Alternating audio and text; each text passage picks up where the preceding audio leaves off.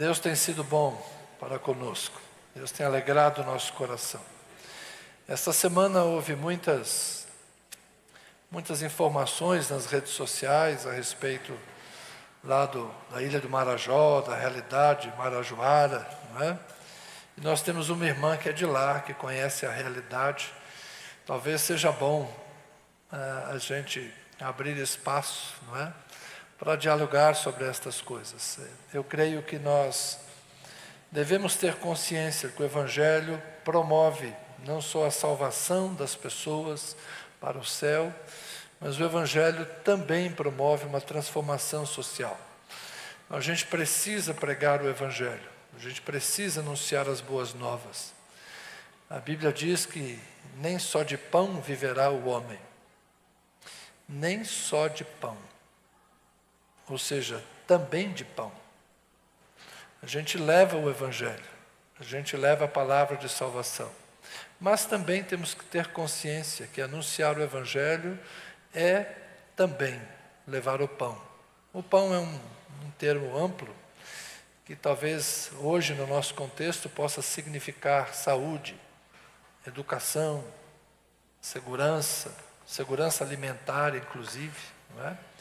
Que nós possamos como igreja ter consciência de que somos sim um elemento forte, usado por Deus para transformar a realidade sociocultural, ambiental e principalmente a realidade espiritual das pessoas. Façamos o bem a todos. Amém? Eu quero fechar esta série de reflexões que eu venho fazendo nos textos paulinos, porque no próximo domingo a direção do culto estará por conta das mulheres. 8 de março é o Dia Internacional da Mulher, e no próximo domingo, primeiro domingo de março, a direção do culto será feita pelas mulheres. Eu queria convidar todas as mulheres que estão aqui e as mulheres que estão lá do outro lado dessas lentes, que possam vir também, que nós temos uma grande celebração. Nós teremos a ceia ministrada por mulheres, teremos pregação compartilhada por mulheres. É pouco, né? Uma vez no ano, mas é aquele momento que nós queremos sim agradecer a Deus pela graça multiplicada sobre as mulheres da nossa igreja, darmos visibilidade a esse trabalho encantador e eficiente que as mulheres fazem, um trabalho de oração, um trabalho de cuidado, um trabalho de amor, enfim, tudo que nós fazemos para a glória de Deus. Eu sou muito agradecido pelo ministério eficiente e frutífero das mulheres da PIB. Amém? Então, domingo que vem, elas terão a oportunidade de dar toda a visibilidade a esse trabalho abençoado. Eu queria fechar com o texto da carta de Paulo aos Tessalonicenses, primeira carta aos Tessalonicenses, no capítulo 4. E eu quero falar hoje usando uma frase de Paulo que está nesse texto sobre uma vida que agrada a Deus. É claro que há muitos aspectos que nós poderíamos explorar sobre uma vida que agrada a Deus, mas eu vou me manter nos três momentos que Paulo apresenta nesse texto e observar três características apresentadas nesse texto sobre uma vida que agrada a Deus. Carta de Paulo aos Tessalonicenses, a primeira delas, capítulo 4, verso 1. Finalmente, irmãos, pedimos a vocês e os exortamos no Senhor Jesus que, assim como aprenderam de nós a maneira como devem viver e agradar a Deus, e efetivamente o estão fazendo, vocês continuem progredindo cada vez mais. Então ele está elogiando a igreja, está dizendo que a igreja já vem praticando estas coisas e os encoraja a efetivamente continuar fazendo e progredir cada vez mais. Porque vocês sabem quantas instruções demos a vocês da parte do Senhor Jesus. Ou seja, o ensino dos apóstolos se origina no ensino de Jesus. Paulo está dizendo, eu instruí vocês com algo que eu recebi da parte do Senhor Jesus. E agora entra os três aspectos que eu vou destacar essa noite. Pois a vontade de Deus é a santificação de vocês. que se abstenham da imoralidade sexual, que cada um de vocês saiba controlar o seu próprio corpo em santificação e honra, não com desejos imorais como os gentios que não conhecem a Deus, e que nesta matéria ninguém ofenda nem defraude o seu irmão, porque contra todas estas coisas, como antes já avisamos e testificamos, o Senhor é o vingador. Pois Deus não nos chamou para a impureza, e sim para a santificação. Portanto, quem rejeita estas coisas não rejeita uma pessoa, mas rejeita Deus, que também dá o seu Espírito Santo a vocês. O segundo aspecto, quanto ao amor fraternal, não há necessidade de que eu lhes escreva, porque vocês mesmos foram instruídos por Deus a amar uns aos outros, e, na verdade, vocês já estão fazendo isto em relação a todos os irmãos em toda a Macedônia. Porém, irmãos, exortamos vocês a que progridam cada vez mais e se empenhem por viver tranquilamente, cuidar do que é de vocês, trabalhar com as próprias mãos, como ordenamos, para que vocês vivam com dignidade à vista dos de fora e não venham a precisar de nada. Amém. O apóstolo Paulo é, sem dúvida, o grande organizador e orientador da conduta, dos aspectos práticos da nossa vida cotidiana. Paulo vai lidar com a cultura pagã. Então ele vai propor um modelo de vida que é diferente do paganismo. Jesus viveu entre judeus. Então Jesus não gastou muita energia para falar de coisas que não eram comuns dentro da comunidade judaica onde ele vivia. Por exemplo, Jesus nunca censurou a idolatria. Embora é óbvio que Jesus não concordasse com a idolatria. Mas Jesus não convivia com idólatras. Não era uma realidade no ambiente em que Jesus viveu. De modo que ele não falava disso. Esses dias eu recebi no Instagram uma pessoa perguntando por que os crentes falam tanto de moralidade sexual, por que as pessoas se preocupam tanto com essas questões dos pecados da sexualidade. Aí, dando a entender que isso é uma coisa muito de Paulo. Paulo se preocupa demais com isso e Jesus quase não falava disso. Jesus quase não falava porque o ambiente judeu é um ambiente diferente do ambiente romano. No ambiente judaico onde Jesus viveu, a fidelidade conjugal já estava estabelecida.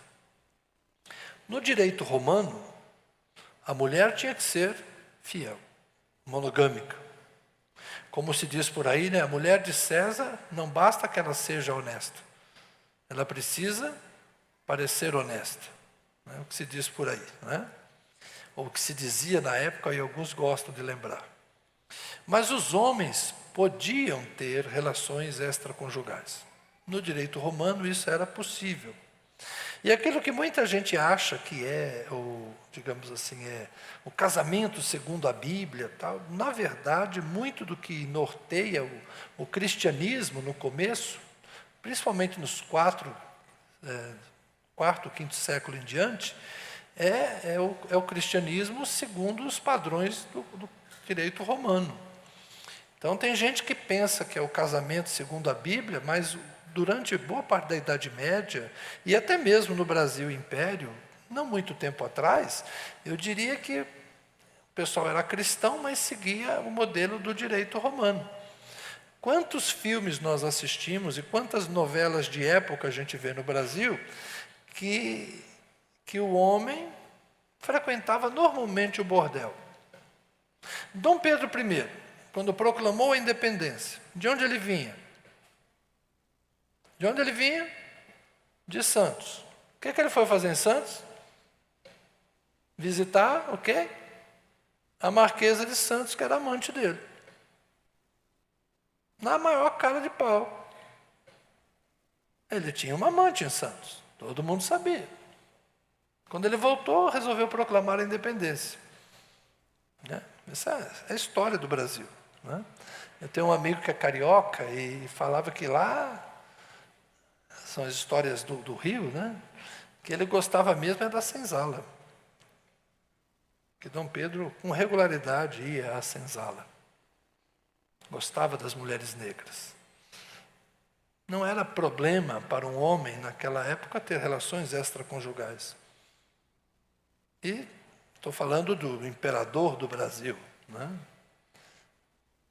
Mas se o imperador é assim, os súditos não eram tão diferentes. Os fazendeiros, ricos, oligarcas, tinham 2 famílias, né? Tinham amantes. Essas histórias estão aqui no nosso passado recente. Era o modelo que Paulo combatia. Então, quando Paulo fala de imoralidade sexual, Paulo está falando principalmente desse padrão de vida típico do cidadão romano, livre, cuja mulher ficava em casa, fiel, administrando a casa, mas que ele podia ter suas escapadelas. Por quê? Porque era direito dele dar vazão aos seus desejos. Uma coisa se faz com a mulher em casa, outra coisa se faz com as mulheres da vida, como se dizia no passado. Essa era a hipocrisia daquela época. Quando se é pagão, esse é o padrão. Os cultos de orgia, os cultos de Baco, ou Dionísio em Roma, né? Dionísio na Grécia, Baco em Roma, regados a muito vinho, grandes festas, grandes ajuntamentos, grandes bagunças. Eu não tenho a menor ideia do que seja isso, porque eu fui menino criado em igreja. Sou marido de uma mulher só. Estou falando isso pelo que leio e pelo que me informo. Nunca frequentei esses ambientes, mas sei que esses ambientes existiram e sei que esses ambientes existem. Houve e há. Então é disso que Paulo está falando. Não está falando tanto às mulheres, ele está falando aqui principalmente aos homens. Um texto anterior vai dizer que cada um deve viver uma vida com sua esposa, uma vida conjugal santa com sua esposa. O sexo não é pecado. O sexo no casamento é bênção, é saudável. Paulo está falando aqui contra o adultério. Ele, inclusive, vai falar claramente no verso 6, nessa matéria, ninguém ofenda nem defraude o seu irmão, porque contra todas estas coisas, como já avisamos e testificamos, o Senhor é o vingador. Aqui ele está falando do adultério, daquele que vai além e viola aquilo que é do teu irmão. Ele está falando de alguém seduzir a mulher de um outro. Está falando de adultério. E ele diz que ninguém deve fazer isso, porque Deus é vingador. De onde ele tira essa ideia de que Deus é vingador? Da história, da experiência. Lembram do que Davi fez? O que Davi fez com Urias? Cobiçou a mulher de Urias e possuiu a mulher de Urias. Porque naquela época era assim, né? A mulher era objeto, tratada dessa forma, e Davi viu a nudez de Batseba e a cobiçou, mandou trazê-la e a possuiu e ela engravidou. E não vou ficar falando mal de Davi, ele já deve estar lá na glória com Jesus, já deve estar tudo resolvido lá em cima, mas vocês conhecem a história. Só que algum tempo depois, um dos seus filhos, Adonias não, esqueci agora o nome dele, Aminon, deseja sua irmã, sua meio-irmã. E ele fala que está doente e pede para ela vir em casa fazer uma sopinha para ele, uma canja. E quando ela vai lá na casa para cuidar do meio-irmão que está doente, ele a viola, ele a estupra. E depois a despreza. E aí Absalão, irmão de Tamar, mata seu irmão, vinga a sua irmã que foi violada. Então, assim como Davi fez na casa de Urias, Davi viu acontecer na sua casa. É por isso que Paulo diz que Deus é vingador. Certos pecados que se cometem trazem consequências muito duras. Então, a imoralidade sexual, ela é problemática. Principalmente quando se trata disso, né, de violência, quando se trata de engano. Aqui o texto fala isso, de defraudar, tem a ver com ir além e tem a ver com enganar. Deus trata isso. Então, quando Paulo está falando da nossa santidade no corpo, isso é muito importante para que a gente agrade a Deus. E ele está falando principalmente aqui com os homens de Tessalônica, que se acham no direito de extravasar todos os seus desejos e caprichos, não importando quem está consigo. Um alerta para nós hoje, homens. De vez em quando eu converso com alguns mais jovens e digo para eles, cuidado, os limites da fidelidade no casamento são muito frágeis quando a gente fica brincando. Cair em pecado, violar o casamento, traz muitas consequências. E é algo que quando a pessoa faz, às vezes não está pensando nisso. Eu e Tânia estamos vendo uma série, não vou fazer propaganda dela aqui não, mas é uma série com 2 policiais, um é meio doido, e o outro é um tremendo de um sem vergonha, que trai a mulher na maior cara de pau, né? E o outro, que é meio doido, é que fica dizendo para ele, você é um tremendo de um hipócrita. E tem muitos santarrões assim. Tem muitos santarrões assim, por aí, que ficam censurando gente no Instagram por qualquer coisa, falando disso, falando daquilo, mas não é fiel no casamento. A fidelidade conjugal é das coisas mais importantes que você, meu irmão, deve guardar. Se tem uma coisa que você não deve errar, é nisso. Seja fiel. Seja fiel. Irmãs, sejam fiéis. Às vezes a gente fica tão preocupado com o que os jovens fazem. Eu vou ser honesto com vocês. Eu temo muito mais pelo que nós casados fazemos. Porque as consequências entre os jovens são muitíssimos mais leves do que as consequências entre os casados. Guarde. Como diz o autor de Hebreus, né, o leito sem mácula. Guarde a santidade da sua vida conjugal, porque isso é muito importante. Isso é uma vida que agrada a Deus. Sei que é uma coisa dura de se ouvir numa pregação de domingo. Vocês queriam que eu falasse isso ontem? Fazendo um casamento? Só para aqueles 2 que estão aqui?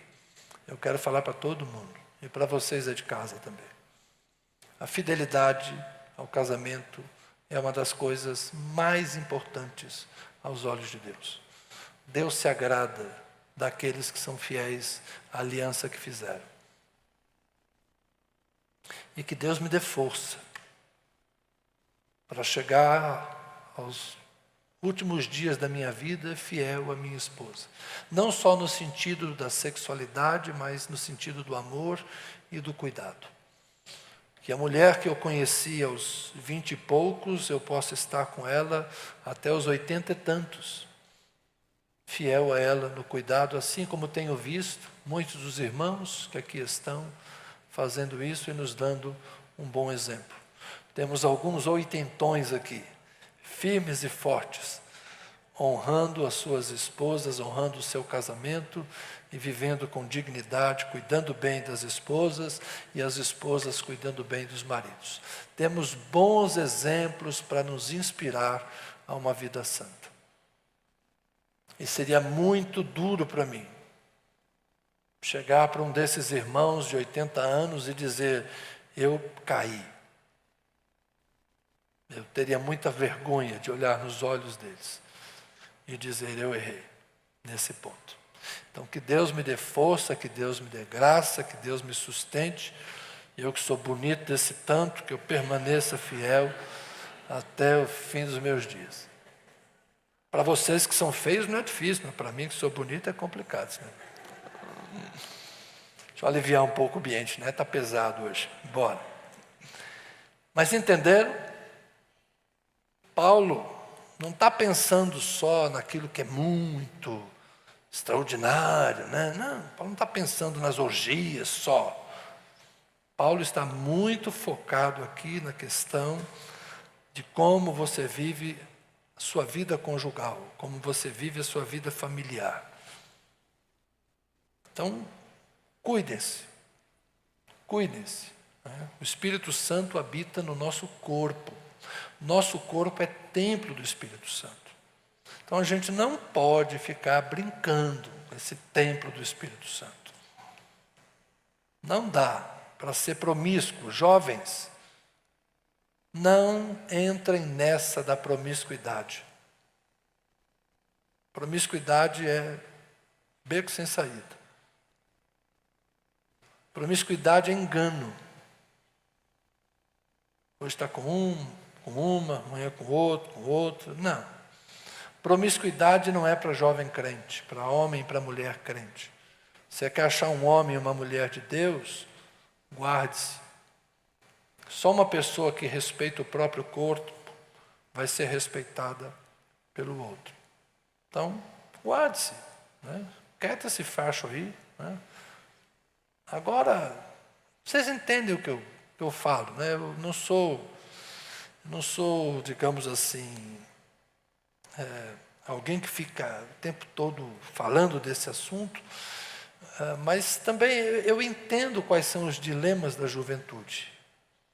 Sei que é difícil a sexualidade na juventude, e o que eu estou pedindo a vocês é cuidado. Cuidado. Não se deixem iludir em qualquer relacionamento, não se deixem envolver fisicamente em qualquer relacionamento, não usem o sexo como arma de aceitação. De vez em quando eu falo, né? Eu já queria ter saído desse assunto, mas é complicado quando eu começo, né? Olha, quem não te merece, não deixa acontecer. Entendeu? Pense bem, né? Pense bem, cuidado, tá bom? Então, aos solteiros, guardem-se o máximo que puderem. Aos casados, casaram. Agora é um e uma e acabou. É ele e ela, e que seja assim. O que passa disso é de procedência maligna. Tá bom? Bora lá, vamos viver em santidade. Ok? Santidade é a nossa regra. Nós não somos como os pagãos que não conhecem a Deus. A gente é diferente. Deus não nos chamou para a impureza, e sim para a santificação. Então, santifique o Senhor no seu corpo. É isso que está em Romanos 12, 1 e 2. Não tomem a forma desse mundo, mas transformem-se pela renovação do vosso entendimento, para que experimenteis qual seja a boa, perfeita e agradável vontade de Deus. De que ele está falando? Romanos 12, 1 é a ideia de que nós devemos oferecer o nosso corpo em sacrifício vivo, e esse é o nosso culto racional. A gente não vai, adultera, e depois vem no altar de Deus e oferece um bezerro e fala assim: está aí Deus, paguei o meu pecado. Não. A gente não adultera porque oferece o corpo em sacrifício vivo. O nosso corpo é o sacrifício vivo. Então a gente não vem pagar pecado de moralidade matando bicho. A gente mortifica a nossa carne, a gente santifica Cristo no nosso corpo e a gente vive em santidade. É esse o culto que Deus quer. A santidade do corpo. Amém? Só as mulheres falaram amém. Homens, amém? Ok. Bora lá. segundo aspecto da vida que agrada a Deus, ele elogia a igreja de Tessalônica pelo amor fraternal. Não há necessidade que escreva, porque vocês foram instruídos por Deus a amar e vocês estão fazendo isso em relação a todos os irmãos da Macedônia. Ou seja, ele está falando com a igreja de Tessalônica, mas dizendo que a região toda está sendo alcançada, influenciada pela forma amorosa como eles se comportam. Uma forma de nós agradarmos a Deus é vivermos em amor. E o amor, irmãos, o amor fraternal agrada a Deus, o amor de irmãos. A igreja é uma comunidade de irmãos. Como eu falei semana passada, nós somos uma comunidade de iguais, então nós devemos amar uns aos outros. O que é amar? Não é? Puxa vida, o amor se manifesta nas ações concretas.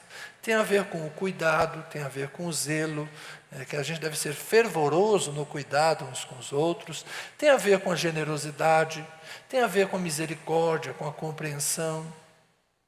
Tem a ver com a tolerância que temos, com a paciência que temos. Tem a ver com a dedicação, com o serviço que prestamos uns aos outros. O amor, ele se manifesta em ações concretas.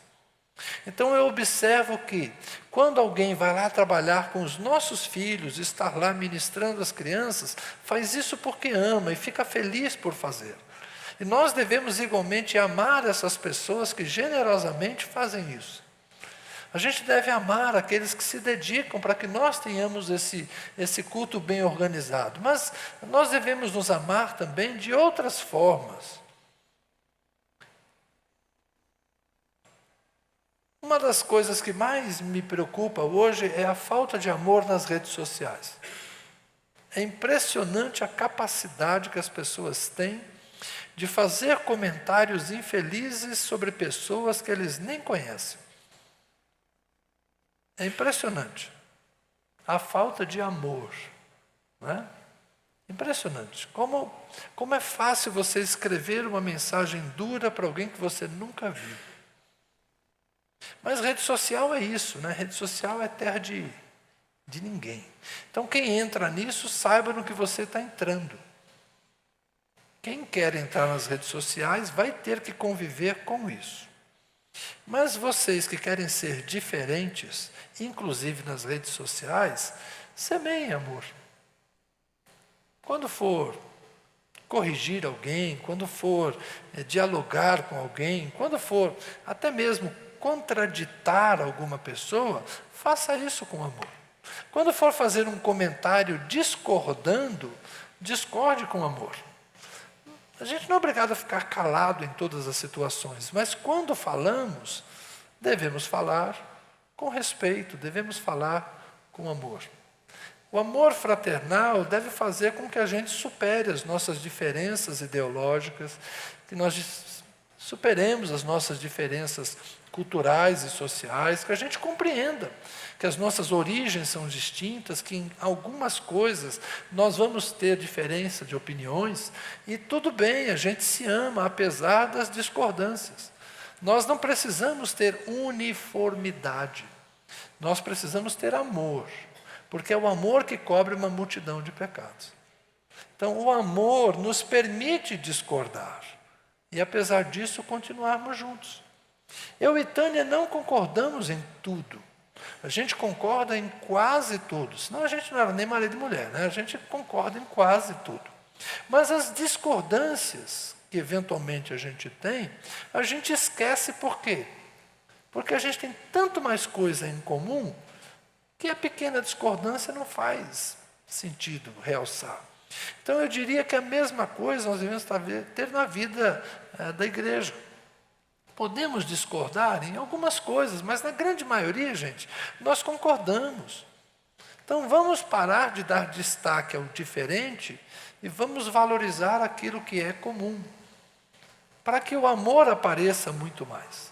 Tá bem? Então não dê lugar à ira, não dê lugar à maledicência, não dê lugar à ingratidão, não dê lugar à fofoca. Estas coisas minam o amor. Mas se nós praticarmos o amor, com certeza nós vamos influenciar muito mais pessoas. Tá bem? Então, o segundo aspecto da vida que agrada a Deus é o amor fraternal. Ame seus amigos e vou além, né? Jesus disse para a gente amar até os inimigos. Mas eu quero destacar aqui o terceiro aspecto. Paulo fala: exortamos vocês a que progridam cada vez mais e se empenhem por viver tranquilamente. Cuidar do que é de vocês e trabalhar com as próprias mãos, como ordenamos, para que vocês vivam com dignidade à vista dos de fora e não venham a precisar de nada. Aqui tem a ver com algo que estava acontecendo especificamente na igreja de Tessalônica.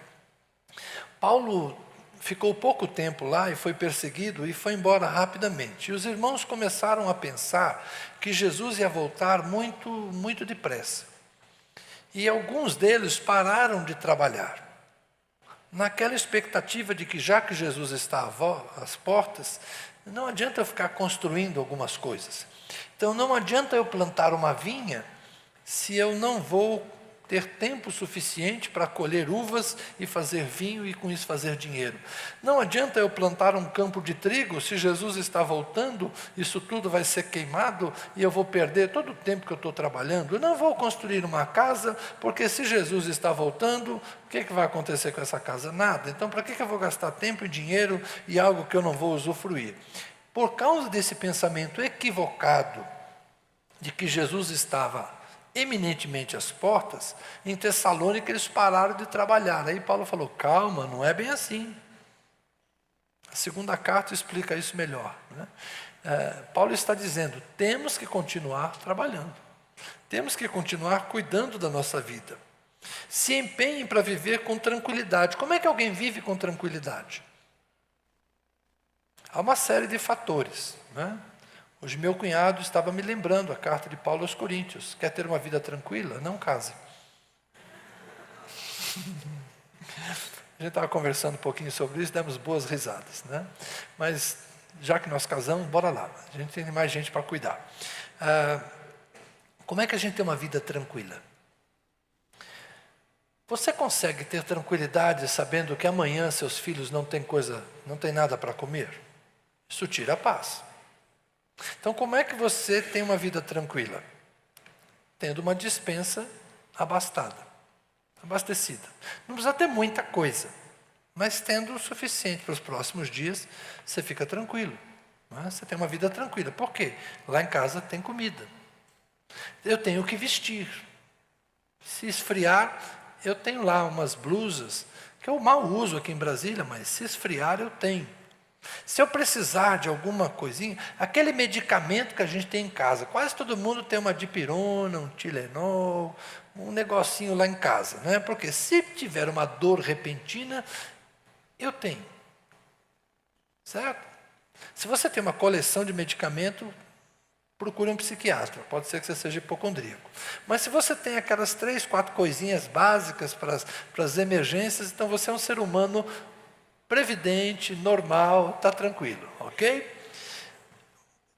Vocês estão entendendo? Por que a gente tem uma vida tranquila? Porque o básico eu tenho lá. Mas para eu ter o básico, o que eu preciso fazer? Fazer o básico, trabalhar. Trabalhar, administrar, viver com aquilo que eu tenho. Gastar menos do que eu ganho.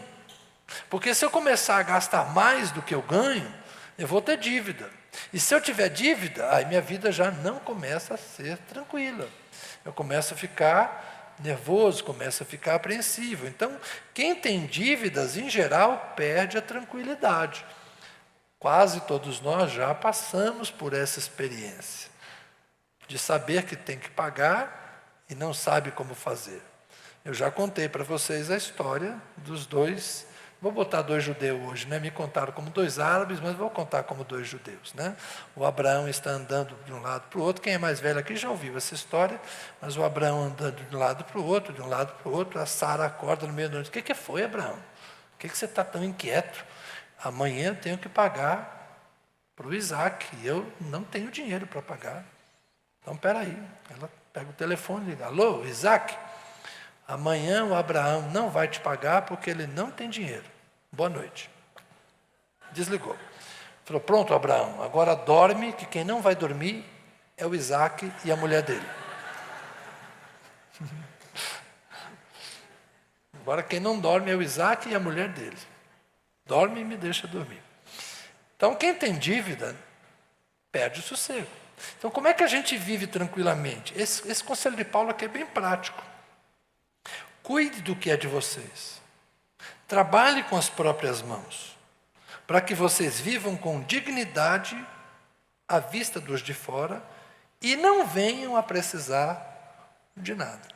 Então aqui é um conselho prático de uma vida que agrada a Deus.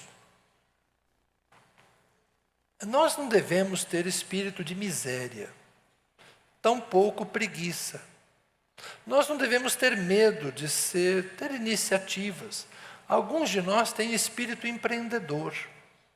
E empreender é sempre um ato de fé e de coragem. Graças a Deus pelos empreendedores.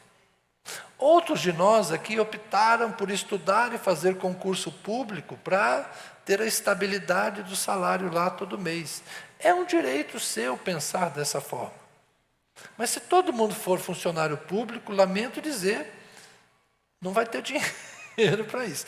Então, a economia precisa dos empreendedores, precisa dos criativos, precisa dos corajosos, mas também faz parte do jogo que a gente tem aqueles que são mais comedidos, aqueles que são da segurança, e às vezes um é casado com o outro, né? Então é interessante que um quer empreender, o outro quer a segurança, e às vezes o casal consegue achar equilíbrio para essas coisas. Nada é exatamente perfeito e outro é totalmente errado. Há virtudes e riscos em todas as formas da gente pensar. O dinheiro é para esse mundo. E as coisas desse mundo precisam de dinheiro. Mas a gente tem que ter consciência de que o que a Bíblia nos ensina é trabalho. Trabalho justo, trabalho honesto, trabalho dedicado e, principalmente, boa administração. Eu sugiro a vocês, pais, comecem a ensinar seus filhos a administrar o mais cedo possível. Ensine a criança a administrar. Ensine a criança a gastar. Eu sei que é difícil, né? Eu tentei. E durante um tempo, né, a gente ensinava um pouco. Né? Depois os nossos filhos começam a ganhar o seu dinheiro.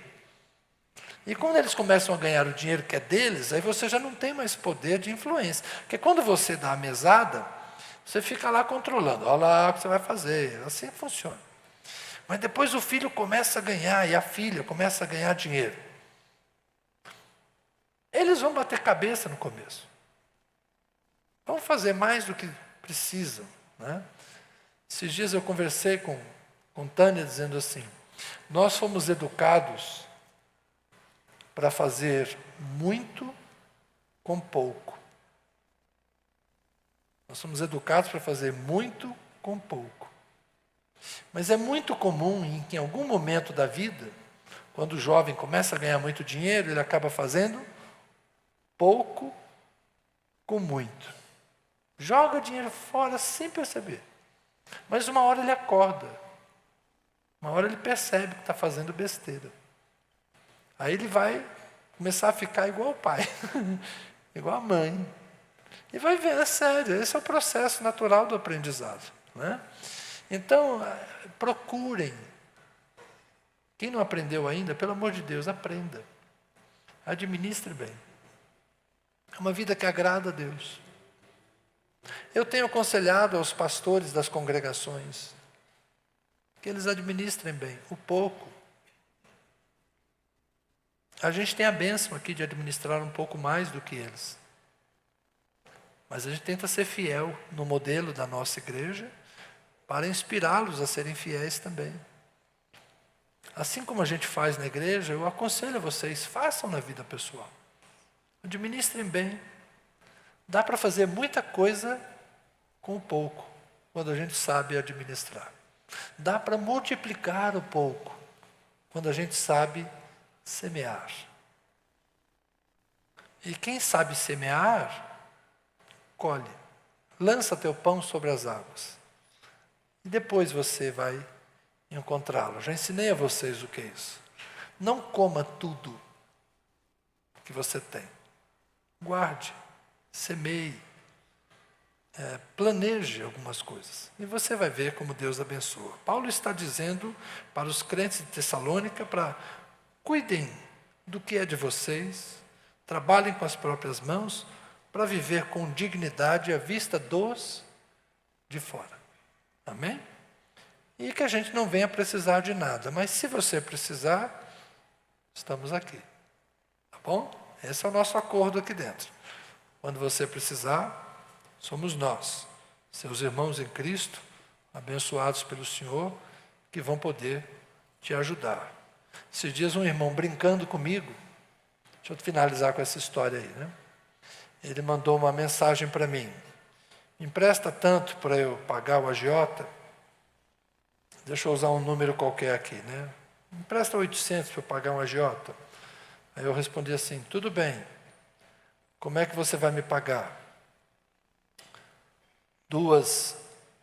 Ele me pediu 800, né? Eu coloquei assim, se me paguem em duas de 750. Foi uma coisa mais ou menos assim, né? Eu coloquei um negócio assim absurdo. Ele falou, puxa, eu vou sair de um agiota para cair na mão do outro, né? Foi um negócio mais ou menos 4 de 600, uma coisa assim. Um negócio bem absurdo, né? Mas eu estava brincando com ele brincando comigo. Eu vou sair de um agiota e vou cair na mão do outro, né? Aí ele respondeu assim, não, é só 2 dias. É porque quem me deve não me pagou, então eu vou pagar aqui, né? Eu falei, tá jóia. Irmão ajuda irmão. Irmão ajuda irmão. Eu já contei para vocês do meu amigo lá de São Paulo, Furi, que a gente era diferente. Era 2 duros. Os 2 querendo casar, os 2 comprando móveis. Tinha dia que eu almoçava biscoito, água e sal, porque tinha tanta coisa para pagar. Tinha dia que eu almoçava biscoito, água e sal. E mesmo assim, quando chegava o pagamento, a gente às vezes mandava. Naquela época era pager que a gente usava, a gente nem tinha celular, ou a gente telefonava mesmo, aí, está precisando de alguma coisa? Sobrou um pouco aqui. Amigo é assim, os amigos se socorrem. E essa fase da minha vida passou, né? Graças a Deus. Né?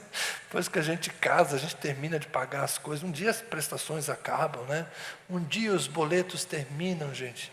Puxa vida, né? Como é bom você superar essas fases. Mas os amigos se ajudam. Então administre. Eu sei que os que são jovens passam os perrengues na vida. Quem está construindo faz um tremendo sacrifício. Não é fácil. Mas depois, quando você chega no lugar que eu e os outros aqui já estamos, você fala, amigo, Deus abençoa. Se eu fizesse as contas, eu não saberia como eu consegui fazer isso. Quantos de nós não poderiam dizer isso? Se hoje eu fosse comprar minha casa, eu não sei como eu tinha dinheiro. A gente nunca sabe como foi, mas eu hoje sei. Foi a bênção de Deus. Foi administrando bem o pouco que Deus foi multiplicando. Então, faz o seu dever e você vai ver como Deus te abençoa. Fechando as crônicas paulinas, santidade.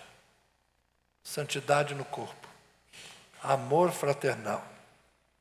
Cuida bem de você, cuida bem dos seus pertences, cuida bem da sua vida e isso agrada a Deus. Não adianta viver enfornado na igreja.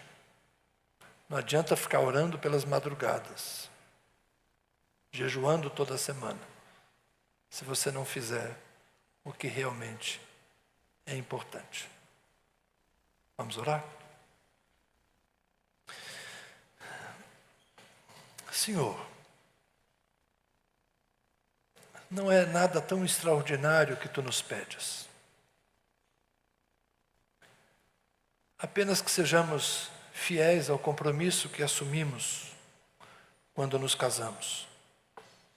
Que honremos com dignidade as nossas mulheres. Cada qual de nós ame a sua esposa como Cristo amou a igreja e a si mesmo se entregou por ela. Que cada esposa ame seu marido, Respeite seu marido assim como cada marido respeite a sua esposa. O que nos pede, Senhor, é o óbvio. É aquilo que nós já sabemos há muito tempo. Mas eu quero pedir ao Senhor a graça de renovar na Tua presença o meu compromisso com a minha esposa, Senhor, de amá-la e cuidar dela, enquanto estivermos, um de nós, os dois vivos, Senhor. Que o Senhor nos conceda essa honra, essa graça. Senhor, que nós como igreja vivamos o amor, aprendamos a amar, apesar das nossas diferenças, apesar das nossas particularidades, que o exercício do amor nos conduza sempre a compaixão, misericórdia, fraternidade, solidariedade, diálogo respeitoso. Obrigado, Senhor, pela igreja que somos, uma igreja leve, Senhor, com tão poucos problemas, e que o Senhor nos ajude a continuarmos assim, vivendo no exercício cotidiano do amor fraternal. E ajuda cada um de nós, Senhor. Abençoa as nossas mãos, que elas sejam prósperas para o trabalho e prósperas para a administração.